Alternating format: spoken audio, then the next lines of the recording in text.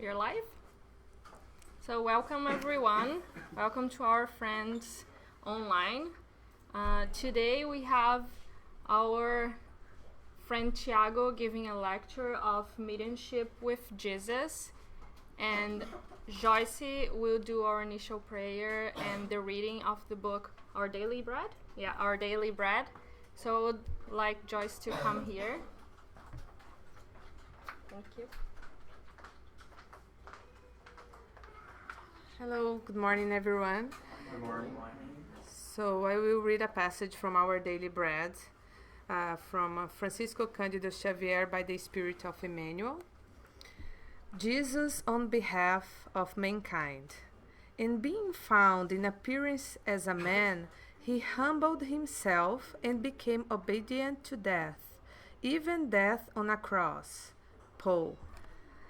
The Master descended in order to serve, from splendor into darkness, from eternal dawn to total night, from the stars to the manger, from the infinite to limitation, from glory to carpentry, from grandeur to abnegation, from the divinity of the angels to the misery of mankind, from the company of sublime geniuses to living with the sinners, from governor of the world to a servant for all, from a magnanimous creditor to a slave, from benefactor to persecuted, from savior to helpless abandoned, from a messenger of love to victim of hatred, from redeemer of the ages to prisoner of the shadows, from celestial pastor to an oppressed lamb, from a powerful throne to the cross of martyrdom, from a sanctifying verb to anguished silence, from attorney of his flock to defenseless accused, from the embrace of friends to the company of thieves, from donor of eternal life to condemned in the valley of death. He humbled and lessened himself so that man could rise and forever shine. O Master, what did you not do for us in order that we might learn the path to the glorious resurrection in the kingdom?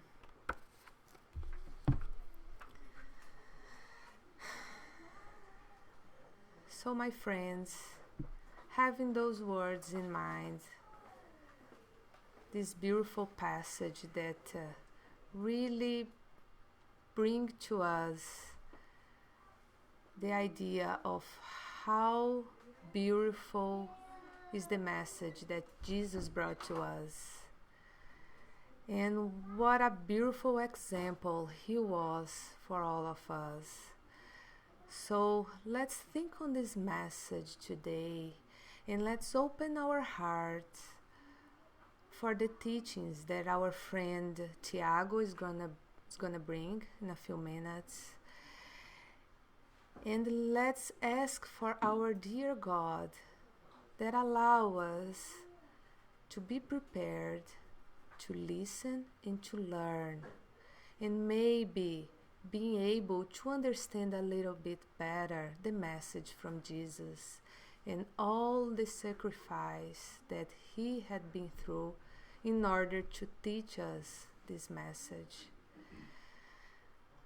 Thank you so much, dear God, for the beautiful day today and for the opportunity of being here in order to learn, to progress, to evolve.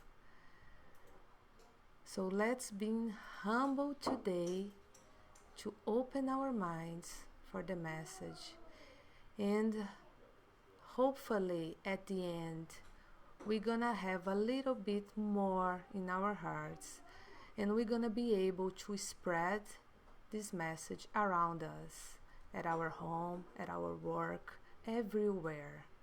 That's what Jesus wants from us, that we learn and that we spread the word.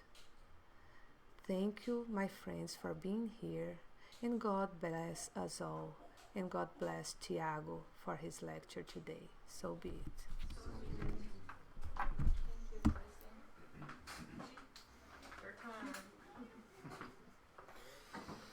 Okay, good morning, everyone. Good morning.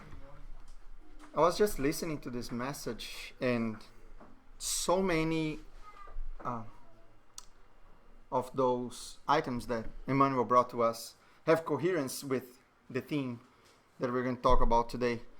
That it comes to me that most of the gospel and most of the teachings of Jesus are a lesson for us, and more than anything else, it is a lesson about what the mediumship is.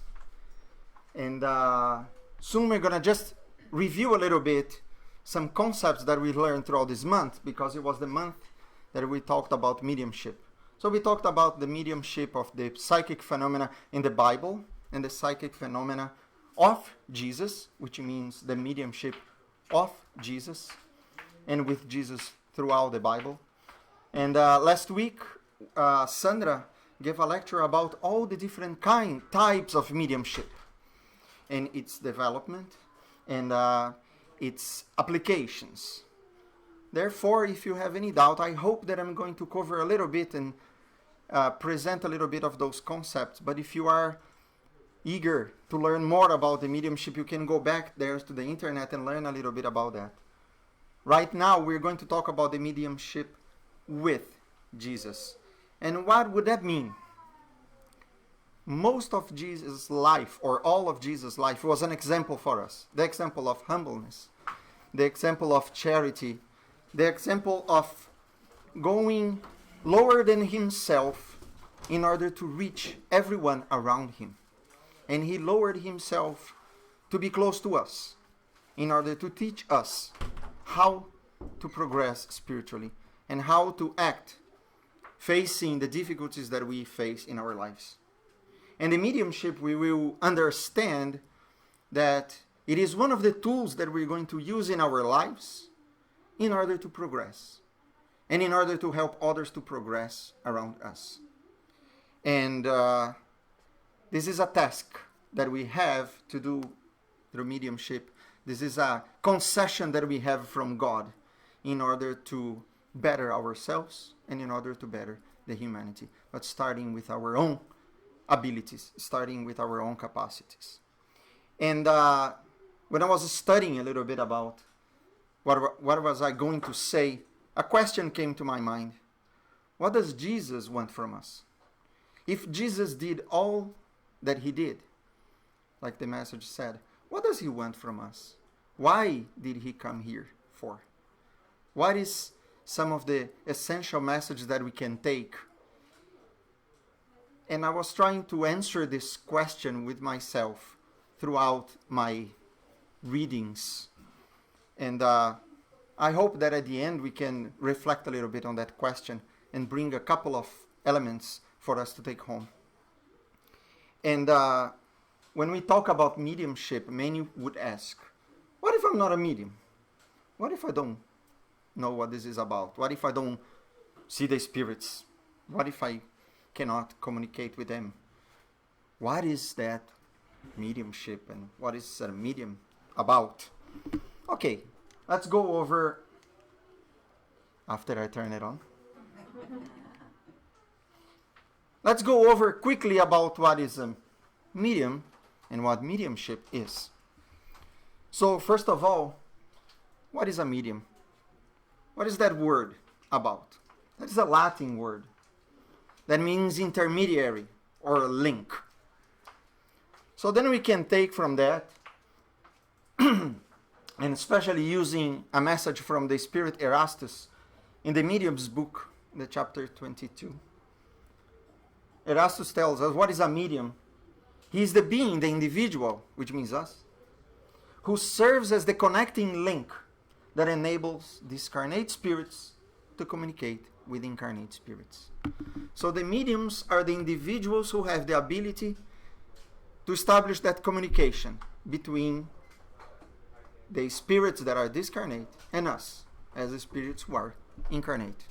In simple terms, that's what mediumship would be then. It would be the ability, the mediumship is the ability to communicate between the material and the spiritual world. Some characteristics of mediumship that are very important. It is an organic ability that we have. Everyone in certain level, as Allan Kardec would say, is a medium. Everyone has the ability to perceive something from the spiritual world. In our dreams, through certain inspirations, thoughts that come to our minds, certain impulses that we have that are foreigner to our own. And it is natural. There is nothing extraordinary or special. It is within the laws of life, the mediumship. We know that we are all spirits, first of all. Our primary source is the spiritual world, and that is our destination. It is the spiritual life. So why not to communicate between those two planes? And it belongs to all individuals. And when we talk about belonging to all individuals, that is the first lesson that we can take from mediumship or being a medium. That is not a privilege or a gift for anyone. No one should feel superior just because it is a medium. No one should feel that is more than anyone else because it is able to communicate with the spirits. Because there is much more to it than only communicate. So then we will understand how to communicate. What are we receiving? How are we using that ability for our betterment, for the betterment of others, or not? Or if that ability is causing actually suffering for us. There is an explanation from Joana de Angelis, actually, in a book, Spiritist Studies. And she talks about mediumship because she said it belongs to all individuals, is not a privilege of certain class, of certain people, of any kind. This is a sacred opportunity that we have. And we will understand that among all the qualities that we have, the mediumship is one of the most important ones to help us to progress. So, to be a medium, it is to communicate with the spiritual world. So then we may take from that there is an influence, greater or less great, from the spirits in our lives. So, the Spirit's book in the part 2, in its chapter 9, that is called The Intervention of the Spirits in the Corporeal World, we really explain to us the influence that the spirits exert in our lives. The question 459, Allan Kardec will ask the spirits, do spirits have any influence in our thoughts or actions? And the spirits are very clear on that. It is greater than we can imagine, and many times they direct our actions. So then, of course, my first question would be, can they guide us to do good and to do bad? Yes, absolutely. Of course they can. And then the question comes, how can I know that? If that influence is good or bad? And in the question 464, he will ask the spirits. And that is another lesson that we will have from the spirits. Study the matter. Actually, good spirits will only give good advice. How can I know what a good advice is? I need to practice being good first of all. I need to distinguish what is good or bad myself. Otherwise, I will always be fooled by anyone, incarnate or discarnate. Or I will act out with my inferior tendencies, believing that this is good, but it's not. Studying the matter, only good spirits will give good advice. It is your responsibility to make the distinction. So then it comes, every time I felt that I was being nurtured by that. It is a responsibility. This is not a privilege. It is a task that needs to be performed very well, not only technically speaking. I don't need to bring beautiful messages to everyone. I need to live them. I need to understand what good is. And I need to put them in practice. Otherwise, as Paul would say, even if I spoke in the tongues of the angels, if I had no love, I would be nothing. So, in order to talk about mediumship with Jesus, I made it the opposite way. It's a little bit of the traces from my psychology work. We study things from its negative first. So then I decided to bring a little bit just to make a clear comparison of what is the mediumship without Jesus. What is to use that ability that we have in an irresponsible way, or even when we don't know better what we are doing. What are the risks and what are the consequences of that communication not being established in a way to bring anything good, to bring an improvement to ourselves and to the humanity. And actually the risks and the consequences are greater than we can imagine, especially those who are subtle, especially those influences that are almost imperceptible, and they happen like that in order to slowly influence us and take us away from the path of good. First of all, let's talk quickly about the risks. One of the greatest, problems that we have in our humanity today, which are vastly discussed in the Spiritist literature, the pride, the selfishness, vanity. The communication with spirits that don't want our good will actually touch in our imperfections, in our weak points, or in our blind spots. It is easy for anyone to touch in our pride, to test our selfishness, to feed on our vanity. It is very easy because we carry those traces for centuries and centuries. And in communicating with the spirits and receiving messages that would probably let us think that we are more important, that we are superior, we feel so proud, and I can receive beautiful communications, and I can help others like no one else. I can read someone's thought, I can predict the future. I can get to know things that no one else knows, and I can take benefit from it. Many times the spirits are feeding something that is already in us.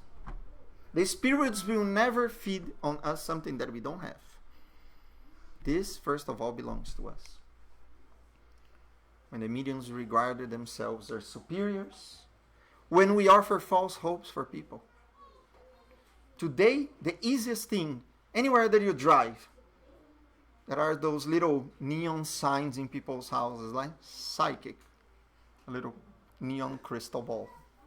Many times, like back home in Brazil, how many people would come to us and say, oh, you know what, I went to the psychic, because I'm having problems with my partner, I'm having financial problems, so then they can give certain guidance to us, and then at the end they will charge for that, of course.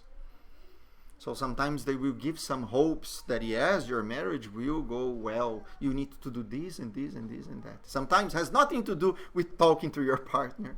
Sometimes has nothing to do with go learn about what is going on with you. What are you bringing to that relationship? How are you treating yourself and your partner? And sometimes it has to do with some rituals and things that we need to do, offering false hopes for people just to take benefit from it. And of course, I'm not even talking about those TV shows today that portray and advertise the mediums as, very special people that go on the streets and look into you. Oh, I see someone close to you, someone that is deceased is sending a message to you. Remember, good spirits only give good advice. So the bad advice will not come from a good spirit. Or from a good person in general. We are spirits, right? And of course, they are not interested in spirituality. They are more interested in the immediate material subjects. Let's talk about money. Let's talk about comfort. Let's talk about satisfying certain tendencies that we have. That is nothing to do with inner transformation, spiritual progress, and especially seeking for reward. And we will talk a little bit about that again when we will see some of the qualities of the good mediumship, which again is not a privilege and should be given in the same way that has been received. God granted this to us for a very special reason, not to take benefit from that specially material one. And then we come to the consequences, of course, of bad practice of mediumship. First of all, the influence of inferior spirits. In this case, more and more, we'll be surrounded by negative influences. We'll be surrounded by spirits who will vibrate in the same pattern that we are vibrating, who will search for the same interests that we are searching. We will attract everything that we are searching. Remember, Jesus said already, ask and you shall receive. He didn't say ask and you shall receive good. If you ask something bad, you may receive something bad. The obsessions. So then the obsessions would be basically some influences between two spirits, sometimes two incarnate spirits, from one discarnate to an incarnate, that is based on hatred, that is based on revenge, that is based on negative affinities from past mistakes that we did, and it can influence very negatively in our lives, leading many times, or most of the time, to emotional and physical disturbances. We can be so much surrounded by those negative influences, and sometimes that's what the spirits want. If they are embedded in negative activities, influence, thoughts, and tendencies, that's what they want from us. They want to put us down. They don't want to grow together with us. They don't want our success. They don't want our improvement, because they are feeling themselves so inferior and so negative that in fact this will bring to them that desire to put us down. And the fanaticism, which is a very serious problem that any faith tradition would have, when we have that blind faith, that belief that doesn't question the reasons, the consequences, when we lose the ability to study, to analyze, and to take what is the best for us. And in many cases in the Spiritist Center, if we have bad practice, many people who come here search for hope, search for consolation, search for a word that can help them to get back to their path of goodness. If they come and they see bad practices, and if they come and they see bad influences, they will abandon. We will be not helping them, but we'll be enforcing to them that hopelessness that already the world can give to them. And I don't think that we want to give that to people who are searching for help, for hope, for peace, and for consolation. Of course, the material subjects, again, are the basis of negative, imperfect, and ignorant, so far, ignorant spirits. Remember, we are all perfectible. That scenario and that situation that the spirits are is only temporary. And actually, through good mediumship, we also can help them in order to open their eyes, in order to go back to a path where they're going to have that happiness they are searching, where they're going to have restored the peace to their spirits that probably they long, and they probably don't think they're going to recover that. And we know that many consequences as well will bring to them so much suffering, and for us so much suffering, that the providence will give us a lot of opportunities to recover that, and many times those spirits will encounter us, and those spirits will be waiting for us when we discarnate ourselves. And many times we will need to reunite to them, to recycle those relationships, sometimes even within the same family. How many cases that we see of people that are from the same family, or siblings, or people who are in this journey, this incarnation together, that are suffering together and need to learn through painful experiences how to love and forgive and respect and tolerate each other. And many times we are the ones creating those negative situations, bringing those opportunities of recovery for us.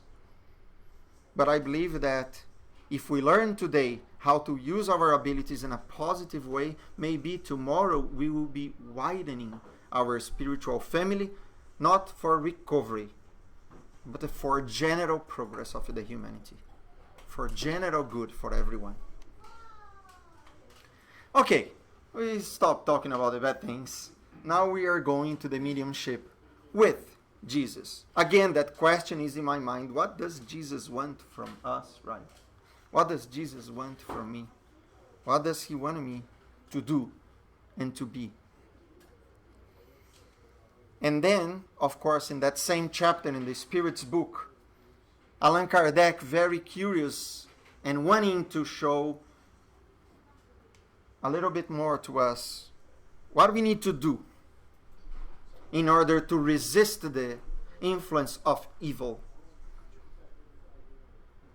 And the Spirits, again, very clearly would say, doing good and placing all your trust in God, you will repel the influence of the spirits and destroy the power they have and their desire to have and to make you fall. It is very interesting because from this point on, many things started to arrive to my mind. And I can dare to say maybe I was inspired. I don't think about that all the time. But when I read this question, I said, probably Jesus is telling us this. The Spiritism came as the promised consoler to recover the truth, to make known what we forgot, to make known again, to remind us of essential truths for our lives. And then going back to the gospel, of course, it came to me the Psalm 23, the Psalm of David, very known by many. When David says, the Lord is my shepherd and I shall not want.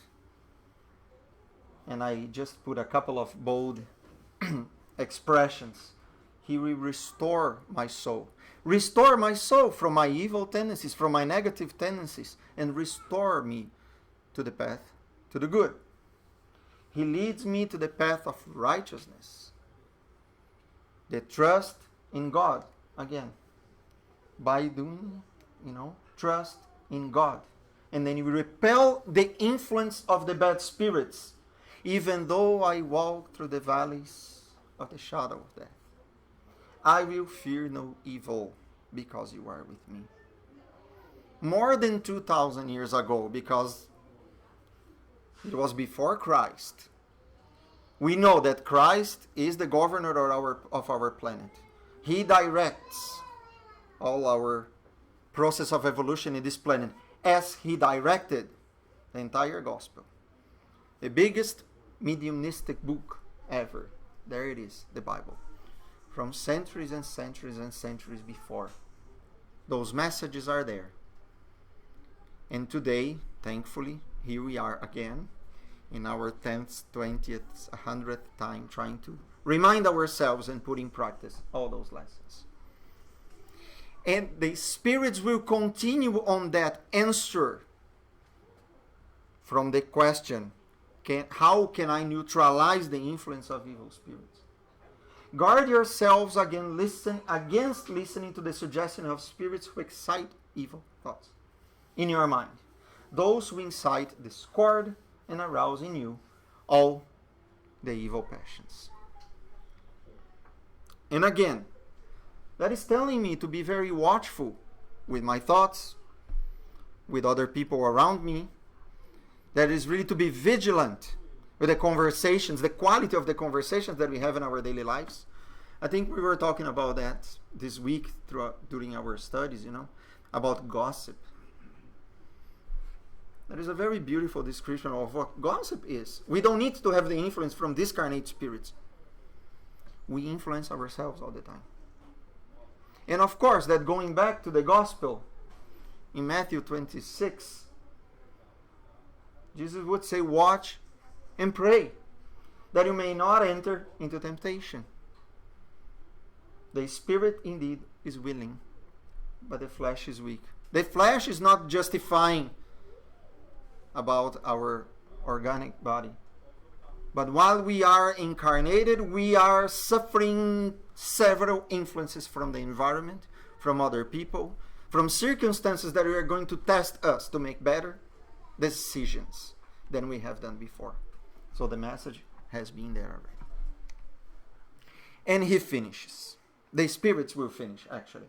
Above all, distrust spirits who flatter your pride, for they are attacking you at your weakest point. The pride is the evil that corrodes our spirit, that gives us the illusion that we can place ourselves above anyone else. So we forget about our essence, about our nature, about our destination. We forget the reasons why we are together in this world. And beautifully, the spirits themselves remind Allan Kardec. That's why Jesus teaches you to say in the Lord's Prayer, Lord, do not let us fall into temptation, but deliver us from evil. Be watchful, be vigilant, be prayerful. Practice those qualities within yourselves first, and the rest will come as a consequence through our efforts. And through the guidance of the good spirits, and understanding and studying the Spiritism, we understand that those qualities that we need to develop are our so-called moral qualities. The qualities that will lead us to good. Jesus will then tell us what he wants from us. He constantly tells us. Remember the question. Then Jesus will tell us, restore health to the sick. Raise the dead. When he's talking about raise the dead, it's not about, bringing someone who discarnate back to life. Who are the dead here in the Bible that he's talking about? Is making heard the voice of the spirits again. Intermediary from the spiritual world to the material world. Bringing the messages and the wisdom and the knowledge about the spiritual reality and about the spiritual life that we must have in order to understand fully who we are. Restore health to the sick. There are several kinds of mediumship. And also to restore health to ourselves, the spiritual health. Heal lepers, cast out demons. We talked about obsessions. So then this is the disobsession. The mediumistic groups are opportunities that we have to welcome and to embrace spirits that are suffering, embedded in evil tendencies, suffering from the existence that they had, full of mistakes, full of missteps. And we have the opportunity to learn about their situation in the spiritual world. And then we have the opportunity to, in learning that, make better decisions, and at the same time helping them with the few drops of knowledge that we already have through the gospel, through the Spiritism, to give to them the certainty that life continues and God is merciful. Life continues upwards. It depends on us to make the way up. And we can tell ourselves, and we can tell our brothers, our sisters, our family members, and we can tell the spirits, as the spirits can tell us at the same time. And obviously, give freely what you have received freely. So many passages in the Bible will talk about that. At least, many parables will remind us of the need for us to give ourselves to others, even materially speaking. And then the Spiritism will enlighten us as well, bringing us very important elements to understand and bring more clarity to what mediumship is. Allan Kardec would say in the Gospel according to Spiritism, in the chapter 26, mediumship is something sacred that must be practiced in a holy and religious manner. Here, again, it is the moral aspect. We need to understand what is good and what is bad. We need to understand the consequence of doing good and doing bad. And we need to practice in that manner, for the good of ourselves and good for others. Then he will tell us what for the mediumship. What for do we do that?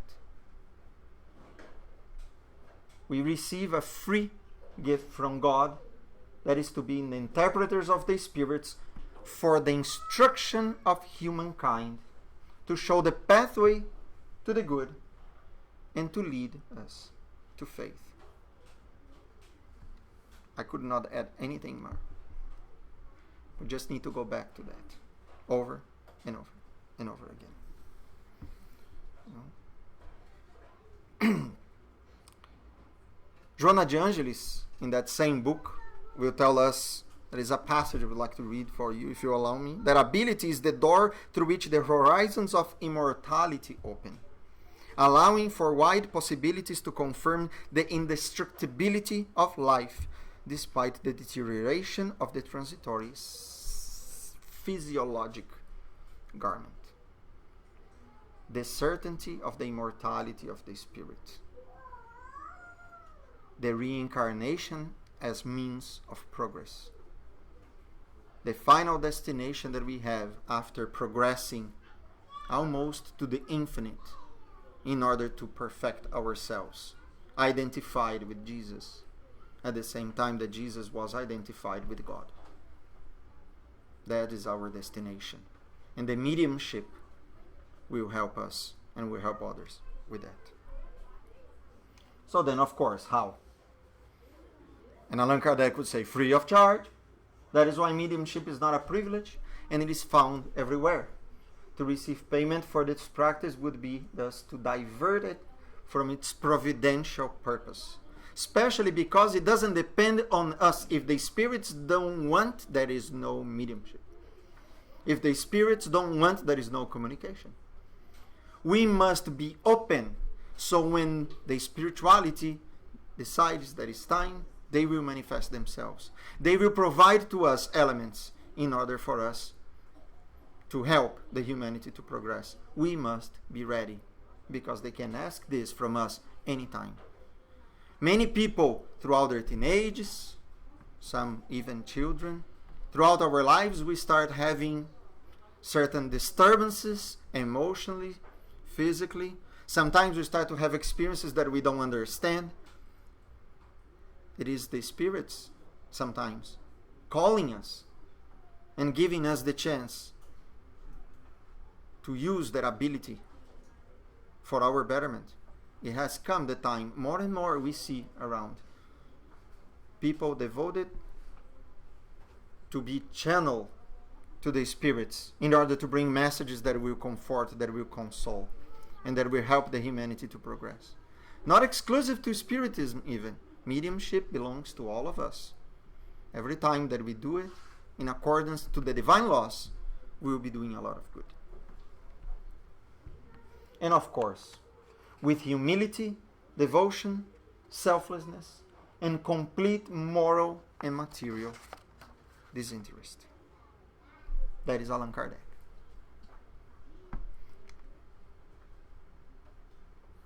Of course, how are we going to do that?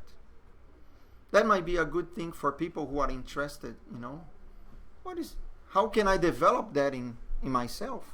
How can I use this tool that I have, that ability that I have in order to promote good? So, we take 3 aspects that are basic for that. The first one is the education. Understanding the mediumship, what is that for? The types of mediumship, the signs that we have when we are starting to develop that ability in ourselves. Understanding about ourselves, about the universe, about the fluids, about how our thoughts influence others and influence the environment where we are. Learn about the laws of life.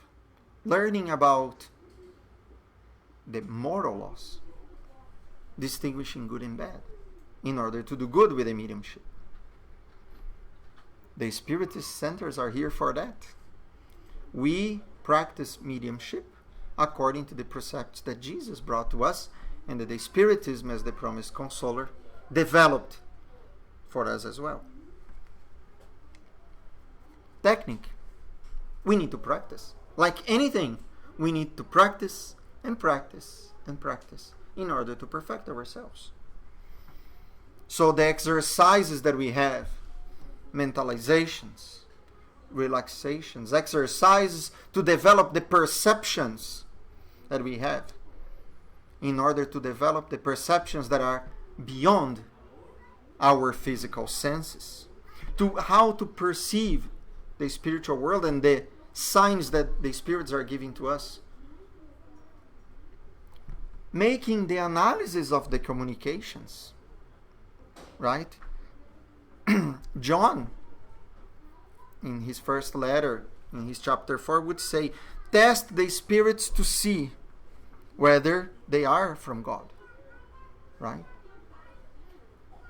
We need to study, we need to practice analyzing the quality of the communications in order to receive better messages and to receive better guidance in order to help. And of course, the third and most important one is the moral aspect, which has to do with our inner transformation. And then we can give a huge list. If you need to refer to any manual, there is one that is called the Sermon on the Mount.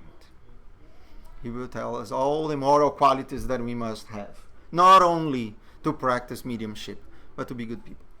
Have goodwill, sincere desire to help others, educate our feelings, have the habit of prayer, and practice the charitable work. And the charitable work here, not only material, right? Give yourself for others who are in need. Listen. Understand. Silence when is needed. This is charity.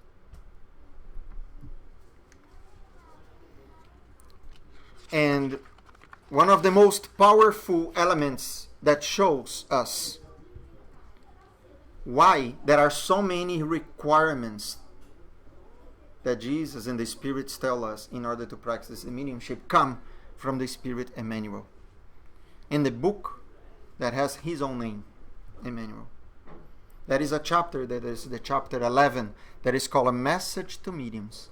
And he will explain very seriously why we have that ability. Not only it is not a privilege, but the medium is a spirit who has failed in the past.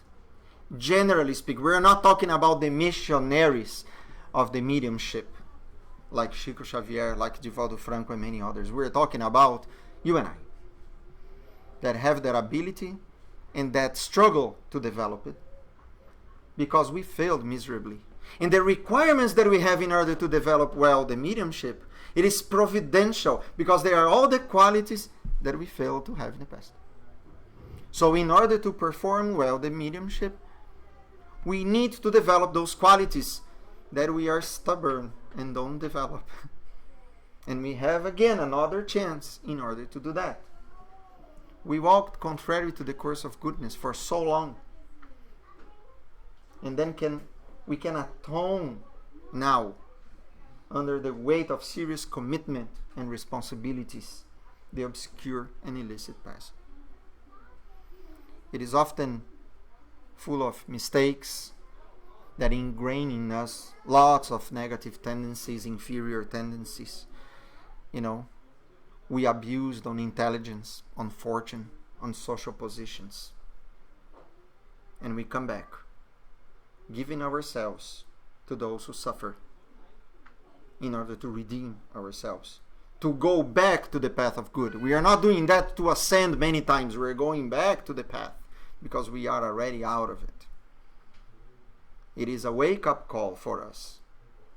It is the seriousness of the message from the Spirits telling us, please be aware, this is very serious. We have a huge opportunity right now in our hands. As Jesus would say, the kingdom is at hand, and it is right now. And he will finish the message. This message is huge. I just brought those two parts. That we are repentant souls. We look to recollect the happiness that we lost, reorganizing with sacrifice all that we have let die in the moments of criminal acts and condemnable insanity. Powerful words from a very serious spirit that bring a very serious message to us, to take this with the most responsibility that we can in order to promote to ourselves something positive, something good. Remind us what we are here for. I am mistaken, and I don't want to commit the same mistakes.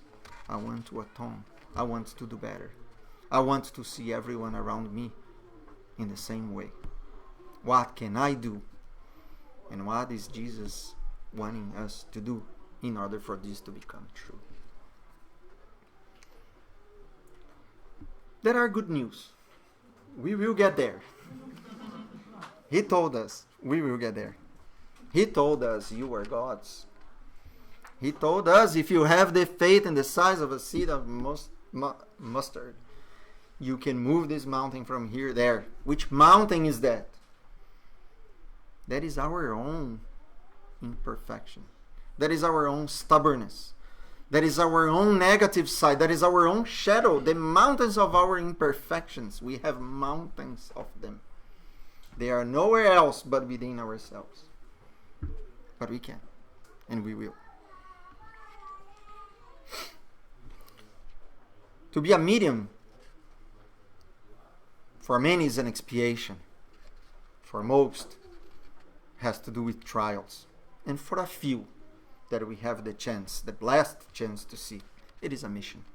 If we take a good example of the missionaries of mediumship, we will know that there is a way. Through many experiences, through many incarnations of devotion, of abnegation, of sacrifice, of detachment, we will receive one day a task from Jesus. Say, go, heal the sick, bring back the dead, give to the humanity what the humanity most needs. It is a mandate. Concede. According to a medium and a spiritist in Brazil called Martins Peralva, he wrote a beautiful book called Studying the Mediumship. Actually based on the book written by André Luiz through the hands of Chico Xavier. It was called In the Realms of Mediumship. This book is all based on this very dense, complex, and important book about mediumship. And then he extracts some important information for us. And those are the basic qualities of those spirits that come to earth with a mission to be mediums. First of all, the goodness. The goodness to attend and assist in absolutely the same way. Anyone. No matter who, no matter how they come to us. To do good is to do good to all. Discretion. Remember, don't let your left hand see what your right hand does. When you are doing good, don't do this to show off. Don't let the one who is being helped feel humiliated because he is in need. Exalt them who are receiving the help. That is the discretion. don't expose the pain of those who search for help. The discernment to know how to analyze each case to give what is needed. In this case is very important. The good mediums never only gave, but he gave the elements for those who, when left their presence, search for the good that they need for themselves as well. Planting that seed in every person's heart in order for them to search for the means that they need in order to progress. The perseverance. The task is huge. The obstacles are also huge. So we must persevere in this mission. They must persevere. And many of them did. Many of them faced being ridicularized. People didn't believe them. Called them fake. Accused them of charlatanism, of faking the communications, taking profit from books. But they persevered. And they did until the end. And the sacrifice. And the means of sacrifice here is putting aside their own needs. Many times their own material needs. The need for food, the need for clothes, the need for shelter. In order to give to others. Because they know that they would need much more than them. Because the material life is transitory. The spiritual life is the reality. And they are already living the spiritual life. And that's why they can come with such great task. So now, what does Jesus want from us? Joana de Angelis, in that same book, the Spiritist Studies, she will tell us that the mediumship with Jesus, which is the perfect application of the values in benefit of every creature in the name of charity, that's when one reaches the plenitude of their abilities, converting themselves, how beautiful it is, in a nest of blessings. Sower of spiritual health and peace in the diverse grounds of human life on earth. Mediums don't go where they want. They go where they are needed. The nest of blessings is placed where there is the lack of resources. The mediums, if you see around, the mediums, the real mediums, are where there is most poverty, most extreme needs, where there is misery, where there is ignorance, when there is violence, and they persevere, and they persist. And they can multiply that goodness and those blessings, and they change people's lives. Until the day that we can say, like Paul said, it is no longer I who live, but the Christ who lives in me. That is the essential meaning of the mediumship. I would like to end then with a little story that comes from the Gospel. In the chapter 21st of the book of John, of the Gospel of John, which is the last chapter, when Jesus for the third time appears to the disciples after he discarnated. He goes again around the disciples, asks them to fish, bring lots of fish. They sit together, they eat, and Jesus looks to Peter and asks Peter, Peter, do you love me? And Jesus is asking us, do you love me? For the first time. And Peter said, yes, Master, I love you. So Jesus asks Peter, tend my sheep. Care. Bring tenderness. Bring peace. Help. Assist my sheep. And Jesus looks to Peter and asks, Peter, do you love me? For the second time, Peter looks to Jesus. I love you. He looks to Peter again. Feed my sheep. And for the third time, he looks to Peter. And he looks to all of us. Do you love me? Peter, like probably many of us would be upset. Come on, didn't you hear the first 2 times? Yes, you know everything. And you know that I love you. And Jesus looks to Peter again. Tend my sheep. He is the shepherd. We are all his herd. What does Jesus want from us? With or without mediumship? With or without the resources that we think we may need to have in order to help ourselves and others? Tend my sheep. Thank you.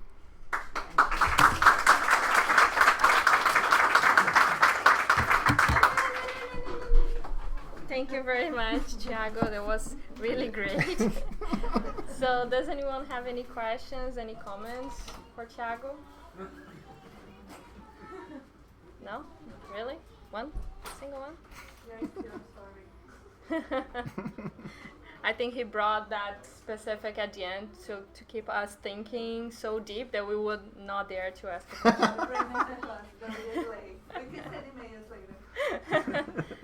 Do we have anyone that made any questions, any comments? There's people on the internet, but I asked them if they have questions, but they didn't. No? All right then. So let's all thank you very much, Tiago. Thank you. Let's all now prepare ourselves to our passes.